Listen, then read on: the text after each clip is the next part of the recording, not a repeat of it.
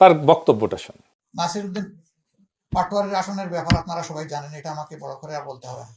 সেখানে কি হয়েছে, সেন্টার দখল করে একজন নেতার আপনজনের নেতৃত্বে সেখানে যা হয়েছে তার সাক্ষী দেশবাসী, বিশ্ববাসী, আপনারা, আমরা জেনেছি আপনাদের কারণ। বাংলাদেশ খেলাফত মজলিসের আমির আল্লামা মামুনুল হক সাহেব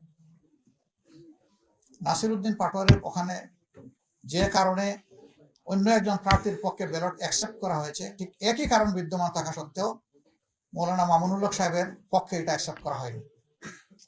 তো এক দেশে কি দুই আইন চলবে? নির্বাচন কমিশন কি এক এক জায়গায় এক একটা আইনের প্রয়োগ করবে একই বিষয়ে?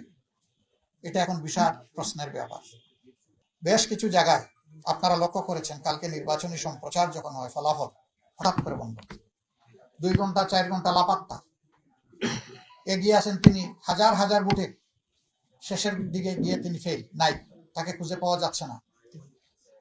আবার হয়তোবা অল্প কিছু ভোটে কষ্ট মষ্ট করে তাকে ছাড় দিয়ে নির্বাচিত ঘোষণা করা হয়েছে, যেটা অবাস্তব।